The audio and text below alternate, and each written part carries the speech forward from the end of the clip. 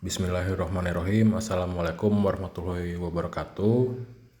Mohon izin menyampaikan rancangan dari desain permakultur dari saya Faisal. Adapun ini dibuat dalam rangka mengikuti permakultur desain course dari ARMP. Ini alamat kebun saya ada di Desa Padasuka, Kecamatan Warung Gunung, Kabupaten Lebak, Provinsi Banten. Dan kebun saya ini rencana konsepnya itu adalah di food forest. Baik, ini adalah visi dan misi dari kebun P4S Rahman Farm. Jadi visinya ini memunculkan kembali gaya hidup alami di masyarakat. Karena akhir-akhir ini sangat terasa kalau generasi yang sekarang ini mulai jauh dari gaya hidup alami. Jadi visi kebun ini adalah kembali memunculkan tren itu di masyarakat. Nah, misinya ada 3. Yang pertama itu menjadi kebun yang melaksanakan praktik permakultur. Yang kedua itu melestarikan dan mengenalkan tanaman pangan indigenus Banten serta olahan dari bahan tersebut. Jadi selain tanamannya, olahannya juga. Yang ketiga adalah menjalankan fungsi P4S pada fokus materi terkait, yaitu tanaman indigenus serta praktik permakultur. Nah, jadi apa sih P4S itu? Itu adalah Pusat Pelatihan Pertanian dan Perdesaan Swadaya. Jadi ini adalah suatu lembaga pelatihan swadaya dari petani yang bisa dijadikan rujukan atau tempat pelatihan atau permagangan bagi petani lain maupun warga lainnya gitu. Bisa perorangan mau per kelompok, jadi bentuknya adalah tempat pelatihan. Nah, kebetulan P4S ini diampu oleh berdua, saya dan istri, di mana saya bagian kebun fokus ke teknis penanaman, ternak, dan istri ada di bagian olahan. Jadi setelah dipanen diolah jadi resep-resep yang mulai langka ada di masyarakat gitu, mulai hilang. Nah, itu bagian istri.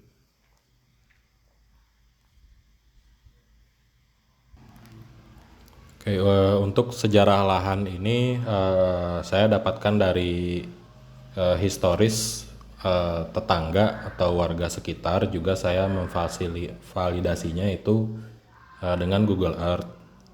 Jadi sebenarnya itu lahan pribadi keluarga yang dimiliki sejak awal 2019. Jadi sebelumnya ini berpindah-pindah kepemilikan. Karena sering berpindah-pindah ini, jadi orang kadang menjadikan lahan ini lahan berak gitu. Jadi dari 2010 ke bawah itu dia bentuknya sawah seperti blok lainnya. Nah, 2010 sampai 2012 itu ada pabrik bata di sebelah lahan. Dan pabrik ini mengambil topsoil dari sekitar pabrik tersebut. Jadi lahan saya ini sedikit terdampak sebagian, topsoilnya hilang. Jadi lapisan olahnya itu sangat tipis, bahkan ada beberapa yang memang langsung bahan induk ada. Jadi maksudnya lahan tanahnya itu sudah hilang. Tetapi kalau yang sebelah timur itu tidak tersentuh pabrik bata, hanya sebagian sebelah barat yang tersentuh. Nah, dari 2012 ke atas itu karena berpindah-pindah kepemilikan, lahan ini terbengkalai. Jadi karena posisinya itu sejajar dengan jalan, itu sering dipakai lapangan bola sama anak-anak. Terus jadi parkiran kayu juga, parkiran truk kayu yang muat di situ. Jadi sebelah timurnya itu padat oleh parkiran gitu, sebelah kanannya sebelah baratnya itu topsoilnya hilang. Jadi memang kondisinya cukup memprihatinkan. Nah, 2017 ke atas itu sempat ada yang buka ladang kacang panjang, ladang timun. Lalu waktu saya pertama kali pindah ke sana juga saya langsung menanam cabai. Jadi ini ada kesalahan saya juga gitu. Tetapi ya di situ juga saya mengenal permakultur. Awalnya dari polikultur dulu karena memang kondisinya cabai saat itu produksinya tidak baik. Saya memilih gitu untuk merestorasi lahan itu, jadi pengennya polikultur dulu. Nah 2019 mulai dengar-dengar permakultur. Sebenarnya belum cukup ilmu ke sana, cuman sedikit mengarah ke situ waktu dulu itu. Tetapi tetap sih bentuknya belum permakultur dulu. Untuk selanjutnya ini peta kerja dasar dari penugasan sebelumnya. Jadi ada 3 hal yang diukur, yaitu adalah topografi, jenis tanah, sama luas lahan, ya tentu arah angin. Untuk topografi ini sebenarnya relatif datar, tetapi memang ada beberapa undakan. Yang paling tinggi itu 87,6, turun ke 87, terus sampai 85,5. Jadi memang perbedaannya hanya 2,1 meter dari yang paling tinggi sampai yang paling bawah. Dan ini jenis tanahnya ini ada 3 ya, karena memang tadi sebelumnya ada yang pernah diambil sama bata tadi, itu cenderung liat berpasir, tapi hanya ke arah yang bekas pabrik bata. Untuk mayoritasnya itu dia liat berlempung, jadi saat kemarau dia sangat keras, tetapi saat ada air mirip lahan normal gitu, tapi pada dasarnya dia liat.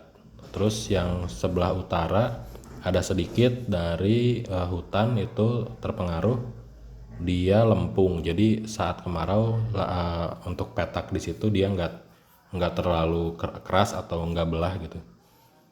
Nah ini yang jadi tantangan juga di sini, arah anginnya ini sering dari arah utara barat ke selatan atau ke timur, dan ini lumayan kencang sampai bisa merobohkan. Kalau tanaman yang belum kuat itu bisa rubuh kalau lagi kencang-kencangnya. Makanya ini akan berpengaruh pada desain kedepannya.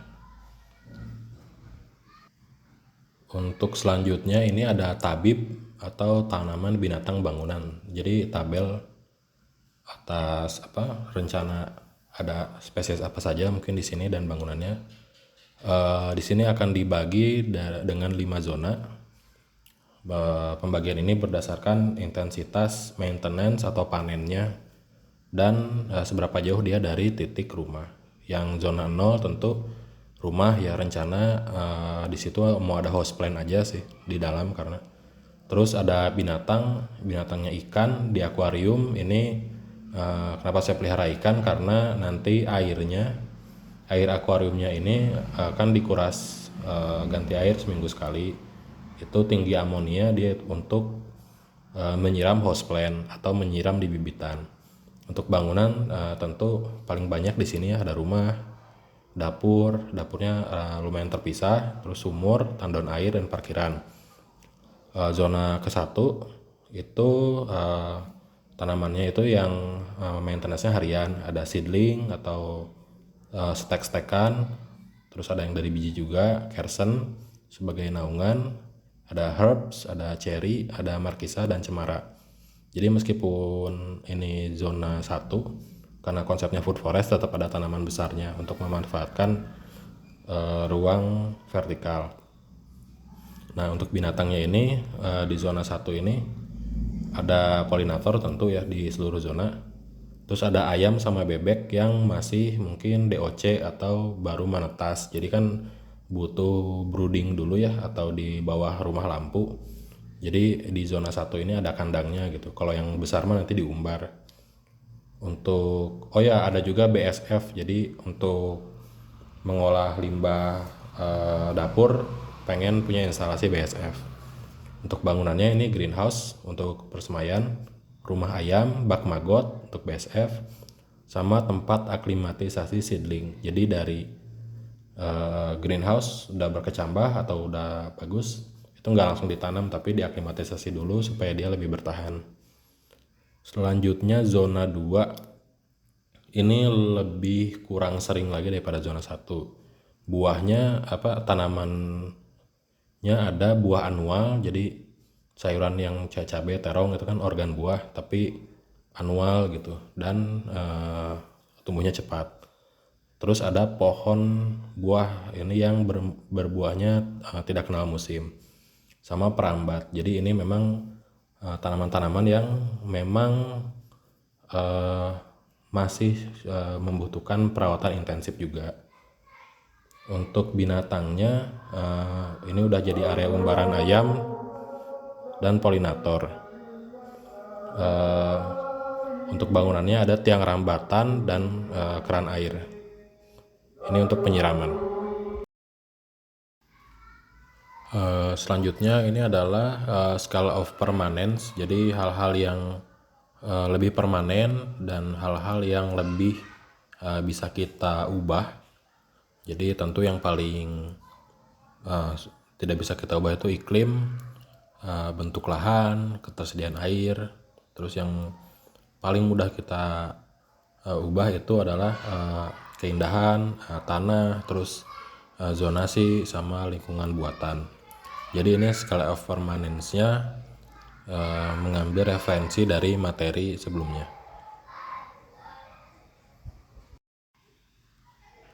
Selanjutnya ada pemetaan dan keterkaitan elemen. Di sini saya mengkategorikan elemen-elemennya ke dalam beberapa grup. Ada vegetasi yang terdiri dari tanaman, ada biomas itu pupuk organik, sampah dapur, hasil panen, terus juga manusia tentunya, ternak, infrastruktur, lanjut juga ada faktor-faktor eksternal. Jadi memang ini tetap saya masukkan karena saya rasa kebun ini belum 100% self sustain, jadi masih ada faktor dari luar. Di sini adalah hubungannya. Yang panah yang merah itu menjelaskan dimakan oleh atau dibutuhkan oleh. Kalau yang biru itu menghasilkan. Contohnya yang rumah, di infrastruktur rumah digunakan oleh manusia menghasilkan sampah dapur digunakan oleh maggot, dan maggot digunakan lagi atau dimakan oleh ternak. Jadi memang susunannya tidak rapih karena ini tergantung mana yang banyak aktivitas. Contoh keduanya yang tanaman konsumsi. Tanaman konsumsi menghasilkan sayuran. Sayuran itu bisa dimakan oleh manusia menghasilkan sampah dapur atau bisa juga dijual gitu. Atau tanaman pakan itu langsung dimakan ayam. Itu memang hubungannya. Jadi memang saya mengkategorikannya jadi seperti ini. Di sini terlihat kalau kebun nanti dirancangnya berfokus pada peralihan atau perpindahan biomas dan transfer energi. Selanjutnya ini adalah hasil pengamatan dari tugas pertama kalau tidak salah. Jadi memang di sini saya kurang maksimal melaksanakan pengamatan karena waktu itu termometernya salah. Saya pakai termometer yang dari alat tetas telur, jadi suhunya sedikit aneh.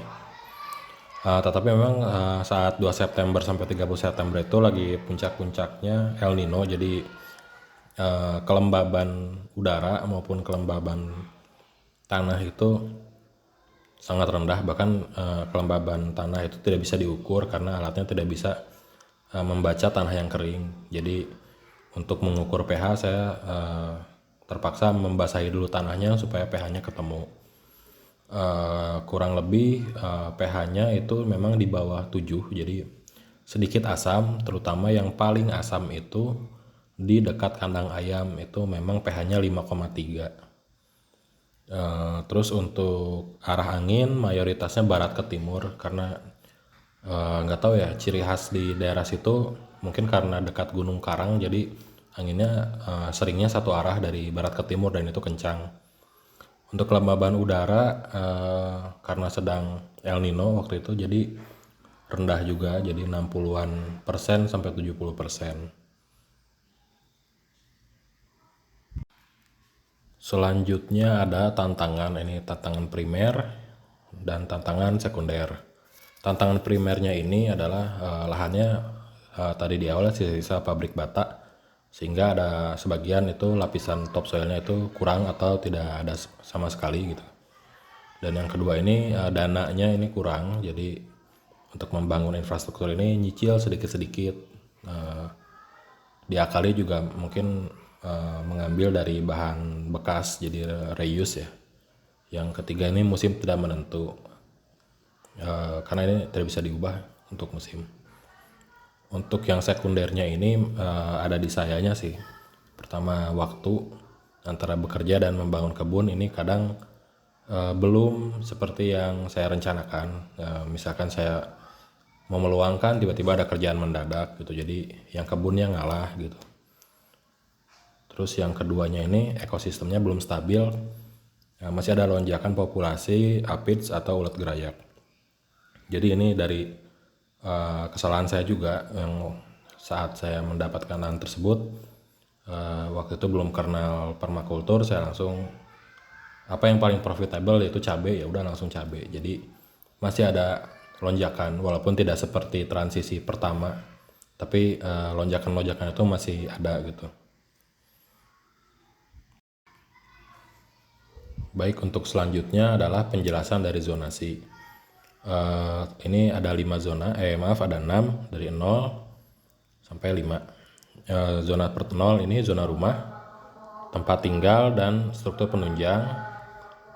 Materialnya sebisa mungkin barang bekas atau reuse. Di sini saya sudah menggunakan kusen bekas, jendela bekas, terus juga untuk keramik atau ya lantai itu juga yang KW ya, atau enggak yang sudah tidak dimanfaatkan. Terus yang banyak juga genteng.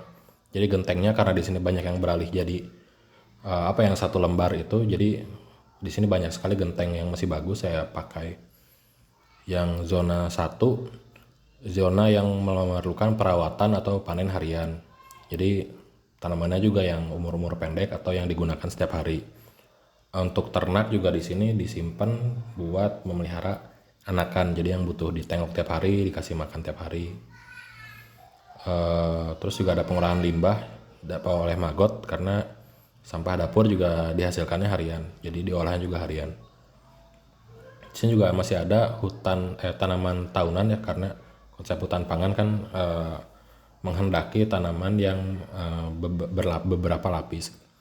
Zona kedua ini zona yang memerlukan aktivitas 2-3 kali seminggu, perawatan maupun panen.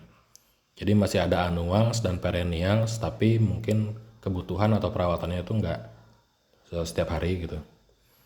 Tapi masih tergolong yang tanaman yang cepat. Terus membentuk hutan pangan 2-3 lapis, dan ini area umbaran unggas. Yang ketiga ini sebenarnya mirip dengan zona kedua, tetapi annuals dan perennialsnya ini lebih less maintenance lagi, jadi perawatannya mungkin 1 kali seminggu gitu kan. Terus perennialsnya juga berbuahnya yang enggak musiman gitu, yang berbuah musiman, jadi tidak setiap hari dipanen juga gitu. Masih area umbaran unggas. Zona 4 ini lebih jarang lagi dari zona 3, tetapi menghasilkan panen. Nah, di sini sudah tidak ada annuals, yang ada itu hanya perennial berupa pohon, di sini pohon buah, nangka, terus rimpang-rimpangan lokal. Jadi masih menghasilkan tetapi tidak annual gitu. Masih area umbaran unggas juga. Nah, di sini ada area penanganan dari grey water. Jadi ini areanya kebetulan belakang rumah. Ada pipa ke arah sini, ada grey water, dan di situ ditanami tanaman-tanaman yang bisa menyerap unsur-unsur racun di air sebelum airnya nanti untuk turun dan mengaliri area lainnya gitu. karena kan sedikit berundak. Zona 5 ini konservasi karena ditanami juga vegetasi lokal tahunan tentunya, karena ini juga berfungsi area buffer ya, karena kan anginnya kencang dari arah sana itu, jadi butuh vegetasi yang lumayan lebat untuk memecah angin. Ini juga berupa wetland karena sisa aktivitas dari si pabrik bata ini tanahnya jadi kedap banget gitu, jadi sering tergenang. Ya udah ya dijadiin wetland aja, terus ditanami talas-talasan, juga ada saung untuk pengamatan, juga untuk pembelajaran, untuk melihat alam liar lah.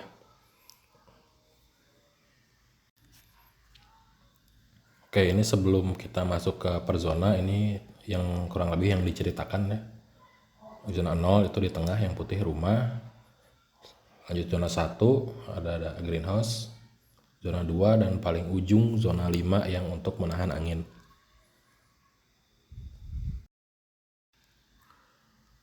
Baik, untuk zona 0 ini detailnya. Jadi yang tadi rumah tadi ya, itu ada rencana rumah ke situ, memang sudah terbangun sebagian, lalu ada dapur di pinggirnya, jadi tidak bersatu dengan bangunan rumah. Terus ada belakangnya itu sumur dan tandon air, terus di bawahnya ada parkiran di selatan, dan parkiran itu menghadap ke jalan akses. Kenapa tandon air bisa di situ? Karena waktu pembangunan memang ada kearifan lokal ya, jadi untuk menentukan titik sumurnya itu ada sedikit ritual mungkin ya, mencari air supaya sepanjang tahun, dan kebetulan ada di situ, dan sebaiknya juga rumahnya dekat sumur juga gitu. Terus untuk alur energi dan keterkaitan antar elemen, sumber air tentu terkait dengan zona 1 dan zona 2, 3, 4 saat kemarau atau saat tidak ada hujan. Terus untuk food waste juga akan diolah menjadi maggot dan digunakan untuk ternak di zona 1. Dapur ini adalah pengolahan dari hasil panen dari zona-zona lainnya gitu. Nah, untuk prinsip permakulturnya pada prinsip produce no waste, jadi sampah dapur itu kita tidak anggap sebagai sampah, tetapi sebagai biomas yang dimanfaatkan lagi di siklus selanjutnya. Terus use and value renewable resource and service. Jadi ini saya terjemahkan ke rumah itu materialnya sebagian reuse ya. Jadi kita munculkan lagi value di barang-barang bekas, dan itu saya terapkan di kusen, di atap, di genteng gitu ya, di pintu, di jendela. Jadi yang masih bagus, ada bongkaran saya angkut. Sebenarnya untuk menghemat juga sih, tapi akhirnya jadi keren juga sih. Terus yang ketiga, apply self regulation dan accept feedback. Jadi untuk self regulationnya sekeluarga ini berkomitmen kalau ya lahannya bentuknya seperti ini, rumah itu ya zonanya di sini gitu. Kalau ingin penambahan ya ke atas atau jangan di sini gitu. Karena ini juga untuk upaya preservasi budaya alami juga kan. Kalau semuanya konversi jadi rumah, apa yang mau diajarkan gitu. Untuk di keluarga saya seperti itu sih. Baik, untuk selanjutnya di sebelah zona 0 ada zona 1, ini terpisah, terbagi 2 ya. Jadi ada greenhouse di sebelah selatan dekat ke pagar, lalu ada zona area lainnya. Itu di belakang rumah ada kandang unggas, rencana mau diperbesar, existing sudah ada cuman masih kecil gitu lah. Terus instalasi maggot ini belum terbangun, ini masih rencana. Tetapi kenapa dipilih di situ? Karena akses ke unggas sama ke dapur itu dekat. Lalu ada ke sebelah kanannya ada raised bed annual, macam-macam annual ya. Juga ada pohon besarnya itu cherry. Yang selanjutnya ada ini semacam jalan gitu, mau direncana ditanamin markisa sama bunga-bungaan. Jadi termasuk tanaman-tanaman yang cepat ya, cherry cepat, markisa cepat, annual cepat juga kan. Jadi alur energinya itu maggot eh, atau keterkaitannya itu maggot mengolah food waste dari zona 0 kan menjadi kasgot digunakan oleh ayam atau ternak. Unggasnya nanti menghasilkan daging, telur, dan kohe untuk zona lain. Annuals tadi tentu menghasilkan panen ya, dan menggunakan kohe dan kasgot atau bekas maggot. Greenhouse ini menerima benih atau biji atau stekan dari tanaman di seluruh zona untuk dijadikan tanaman baru saat suksesi maupun untuk menggantikan atau replanting tanaman-tanaman annuals. Jadi alurnya kalau greenhouse ini lebih ke perbanyakan ya. Untuk prinsipnya integrate rather than segregate, jadi diintegrasikan semuanya ya, penggunaan byproduct dari rumah tangga itu kita tidak anggap limbah. Jadi semuanya dibuat satu siklus biomasa ya. Terus obtain a yield, jadi panen yang sering. Di sini sambil menunggu zona lainnya menghasilkan panen, tentu zona 1 adalah yang paling pertama panen. Yang ketiganya use small and slow solution. Jadi untuk penambahan tanaman ini saya tidak buru-buru sih. Jadi biasanya saya beli dulu satu online yang murah gitu kan. Nanti saat dia sudah besar itu diperbanyak dari si tanaman satu itu. Jadi tidak buru-buru. Jadi memang untuk lihat cocok-cocokan juga sih sebenarnya. Jadi yang penting punya satu indukan, nanti diperbanyak dari situ. Jadi emang slow solution sih untuk yang ketiga itu. Oke, baik, selanjutnya zona 2 ini ada di sebelah dari zona 1. Ada terbagi dua juga, kiri kanan, karena memang areanya seperti itu bentuknya gitu. Ini bentuknya ada raised bed annuals di antara buah-buahan yang all season. Jadi buah-buahan yang nggak mengenal musim, jadi selalu ada buah yang dipanen hari itu gitu. Raised bednya juga memang selalu ada yang dipanen, tetapi memang tidak setiap hari juga. Untuk alur energinya masih sama ya, ada unggas mengendalikan populasi serangga. Jadi unggas ini mobile zona 1, 2, 3, 4. Annuals dan perennialsnya menghasilkan panen menggunakan kohe dan kasgot dari zona 1. Untuk prinsip permakulturnya use and value diversity. Jadi tanamannya ini sangat beragam ya, dan saya mengusahakan untuk tidak F1 jadi lokal, dan nanti bisa untuk generasi selanjutnya si bijinya kita simpan gitu untuk selanjutnya disemai di greenhouse. Terus design from patterns to detail. Jadi kita melihat dulu hutan seperti apa dengan layar-layar kanopinya dari jauh gitu kan. Baru kita cermati di elemen-elemen hutan itu, kita zoom in jadi apa gitu kan. Nah itu yang saya pakai untuk prinsip nomor 2. Yang ketiganya creatively use and respond to change.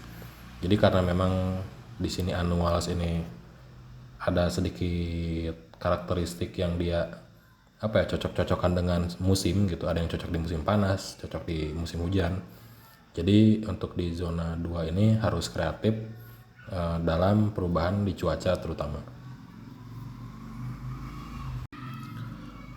Baik, selanjutnya di sebelah barat dari zona 2 itu ada zona 3. Di sini sebenarnya mirip dengan zona 2, tetapi annuals di sini tumbuhnya lebih lambat dan memang umurnya lebih panjang, bisa menghabiskan setahun penuh gitu untuk satu siklus hidup. Contohnya kayak paria gitu, kayak kabocha atau labu parang gitu kan. Terus lemon juga tidak setiap minggu ada buah, jadi dia ada siklusnya setahun sekitar 4 kali gitu. Terus juga di sini mengkoleksi tanaman-tanaman lokal gitu, terubuk, kupa, walang, ini lokal Banten semua. masih sama area umbaran unggas. Terus alur energinya tadi masih menggunakan kohe, kasgot, dan mungkin pupuk hijau dari situ, terus menghasilkan panen. Nah, ini menghasilkan stek juga untuk masuk ke greenhouse, diperbanyak untuk suksesi atau musim selanjutnya kalau di annuals. Terus, nah ini yang meniru hutan tadi, interaksi antar tanamannya membentuk gilda ya. Jadi kalau di lemon sendiri, karena bukan termasuk pohon besar, dia masih bisa ditumpang sari dengan semacam katuk atau semacam kelor gitu, tanaman-tanaman yang tidak terlalu rimbun ya, masih bisa. Terus di bawahnya juga masih banyak lah space gitu kan. Untuk prinsip permakulturnya, use and value diversity, masih sama, beragam dan lokal. Terus ada use edge and value the marginal, karena zona 3 ini ada batas kebun juga. Nah, border plan-nya ini rencana mau memproduksi makanan juga. Jadi selain ditanam hanjuang sebagai struktur utama bordernya, karena masih ada space, mau ditanam katuk sama singkong sebagai sayuran daun. Yang ketiga, observe and interact. Jadi di zona 3 ini juga karena border juga mungkin ada pengaruh dari luar, sama mulai banyak juga wildlife gitu. Karena sepengamatan saya, lemon ini disukai oleh bersarangnya burung, mantis, sama ada juga ular hijau. Jadi wildlife lumayan banyak di zona 3 ini. Itulah kenapa harus di observe gitu. Oke, selanjutnya zona 4 ini zona yang cukup luas, dan ini lumayan unik juga karena dia shade ground ya yang utamanya. Jadi zona yang tetap menghasilkan, tetapi ya tidak seintensif atau tidak sesering zona lainnya. Di sini untuk komoditas atau tanamannya itu ya tetap pohon buah, tapi di bawahnya ada shade ground alias rimpang-rimpangan. Dan di sini tidak ada sayuran annual ya. Oke, ini ada rarat. Jadi kolam tanah yang di sebelah kiri ini sebenarnya nanti berhubungan dengan zona 5. Jadi alur energinya, kolam tanah ini untuk penampungan air dari luar kebun melewati zona 5 tadi sebelum digunakan. Jadi untuk aliran airnya supaya tidak terlalu deras dan erosi gitu. Juga sebagai tempat makan atau minum hewan atau bebek kayak gitu kan, bisa di situ. Terus ini perennialsnya menggunakan kohe dan kasgot, menghasilkan panen, masih sama, menghasilkan benih dan stek juga. Dan di sini karena shade ground ya, jadi food forestnya lumayan padat gitu, rapat, sehingga benar-benar mirip dengan hutan yang di sebelahnya itu lumayan rapat juga. Nah, di sini juga border plan-nya mengakomodasi satwa liar. Di sini satwa liar tidak hanya yang besar ya, karena satwa kecil juga butuh akomodasi. Yang saya perhatikan di situ kayak ada ulat-ulat yang benar-benar bukan ulat hama gitu, maksudnya ulat lokal yang lumayan jarang juga ditemukan di situ, seperti ulat api atau ulat-ulat yang memakan palem-paleman yang jarang ada di sini ditemukan gitu. Terus juga untuk tupai, untuk mamalianya itu. Oke, untuk prinsip permakulturnya ini dia use and value diversity karena tanamannya beragam dan lokal. Terus integrate rather than segregate. Jadi integrasi antara zona 5 dan zona 4 juga untuk menyokong zona lainnya. Dan ini ekosistemnya memang dibuat integrasi antar pohonnya di situ sehingga minim gangguan untuk berproduksi gitu. Minim kita harus usik gitu. Terus obtain a yield. Jadi meskipun ini hutan tetapi masih menghasilkan. Selanjutnya kita masuk ke zona 5 atau bisa dibilang zona buffer atau zona konservasi.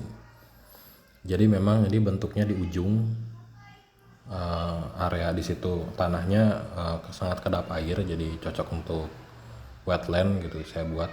Walaupun wetland buatan gitu. Di sini tanamannya ya bukan tanaman makanan gitu, tetapi tanaman buffer. Paling border itu ada bambu sama indigo vera. Ini untuk memecah angin. Bambunya itu memang dipilih yang krisik ya, yang lurus, kecil-kecil tapi dia daunnya padat. Ini paling bagus untuk memecah angin. Terus indigo vera juga sebenarnya untuk memperbaiki si tanahnya sendiri, karena dia kan termasuk bisa fiksasi nitrogen gitu. Diharapkan bisa menambah biomasa di tanah itu. Terus di wetlandnya sendiri nanti ada kerai itu semacam palem, tapi si daunnya itu bisa digunakan sebagai atap. Nah, ini memang hidupnya juga di lahan basah dan memang asli sini gitu. Jadi tanamannya digunakan di sini. Dan ada saung pengamatan. Jadi buat sarana edukasi juga di ujung zona 5 ini ada saung pengamatan untuk melihat ada apa aja sih binatang di sini gitu. Binatang yang hidup di wetland ini atau enggak yang di sekitar kolam atau zona 4 itu bisa kelihatan dari situ. Terus ini juga tetapi untuk aliran air dan angin memang alirannya itu dari atas, tetapi sebelum masuk ke kolam tanah itu melewati dulu zona 5 supaya yang pertama airnya tidak terlalu deras dan memang dinetralisir untuk zat-zat yang dari sawah itu gitu. Saya belum tahu apakah ini diperbolehkan di zona 5 untuk memunculkan fitur ini gitu. Tapi ini rencana awalnya seperti ini. Jadi untuk alur energinya ini memang yang tadi ya melindungi dari limpasan air atau angin yang kencang, yang berlebih gitu. Terus wetlandnya ini dari luar, airnya dari luar masuk ke kolam. Itu sudah tentu ada aliran keterkaitan antar elemennya. Terus saung untuk pengamatan dan sarana edukasi. Ini keterkaitan mungkin dengan manusianya ya. Untuk prinsip permakulturnya observe and interact, jadi kita observasi wildlife itu sebagai bagian dari sistem dan sebagai pembelajaran. Yang kedua catch and store energi, jadi ini terutama energi angin dan air ya, supaya tidak limpas begitu saja dan jadi merusak. Yang ketiga ini use edge and value the marginal, tentu ini kan sisi terluar kebun ya, kita masih bisa munculkan value-nya dan sangat berfungsi atau sangat memberikan kontribusi baik ke kebun keseluruhan. Oke, ini kita zoom out lagi, ini keseluruhan zona ya, kurang lebih memang serangkumannya keseluruhan zona ini merupakan food forest dari zona 1 sampai 4. Tapi yang membedakan zona itu adalah tingkat keterusikannya atau tingkat aktivitasnya di masing-masing zona. Tetapi kesemuanya menerapkan konsep food forest atau tanaman atau tumbuhan yang berlapis-lapis. Jadi ada lapisannya. Zona 5 merupakan konservasi sekaligus barrier. Jadi keterkaitan antar zonanya itu adalah lebih ke aliran biomas ya, yang tadi dari food waste jadi dimakan magot jadi ayam juga dia kohenya dipakai tanamannya balik lagi ke manusia gitu, jadi sebagai hasil panen. Ya keterkaitan antar zonanya ada di situ. Juga untuk ekosistem itu juga sebenarnya seluruh zona adalah zona buffer ya, atau zona yang bisa menopang wildlife, tetapi yang paling intens itu ada di 4 dan 5. Jadi kurang lebih seperti itu. Ini saya sengaja gambarkan lingkaran, paling tengah itu paling intensif, agak keluar kurang intensif seperti itu jadinya. Ini sedikit tambahan, jadi merangkum prinsip apa aja sih yang diterapkan gitu. Jadi sedikit merangkum ini mah dari prinsip-prinsip tersebut, ternyata lumayan tersebar lah, tidak hanya berfokus pada satu prinsip. Frekuensi rata-rata 1 atau 2 kali, jadi lumayan merata. Selanjutnya ini adalah timeline kegiatan. Jadi memang sebagian fitur yang direncanakan itu sudah terbangun, tetapi banyak juga yang belum gitu. Ini beberapa kegiatannya. Renovasi rumah itu mungkin udah dimulai sebelum ini, tetapi direncanakan kalau lancar sampai Maret 2024. Untuk greenhouse juga perlu dibersihkan ulang karena ya kotor gitu kan. Terus juga kurang terang gitu. Masih banyak sampah daun di atas. Terus yang selanjutnya membuat jalan setapak, ini belum dilakukan. Maret April, jadi untuk mengakses keseluruhan zona. Terus juga masih ingin menambah perennials karena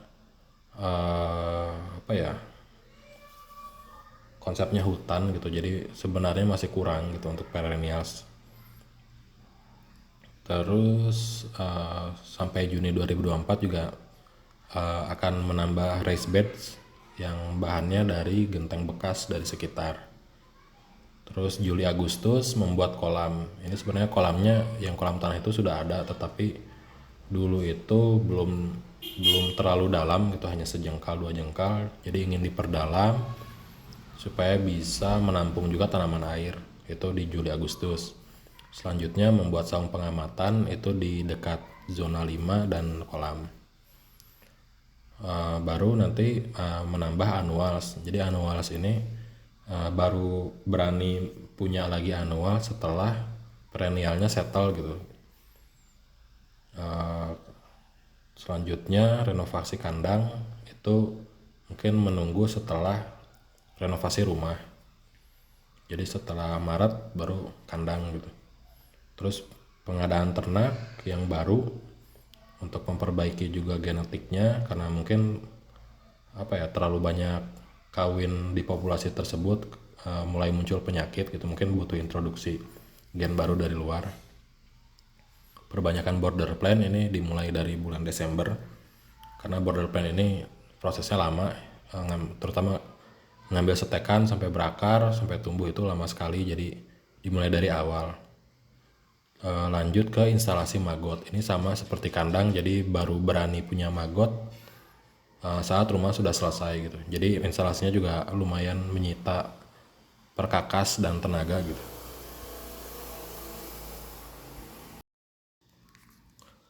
Baik, sekian presentasi dari rancangan kebun saya. Mohon maaf masih banyak kesalahan, dan mohon saran dan masukannya, baik dari pengajar maupun rekan-rekan sesama peserta PDC.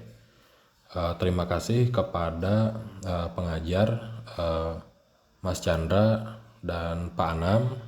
Semoga ilmu yang diberikan bisa dimanfaatkan, diaplikasikan semaksimal mungkin.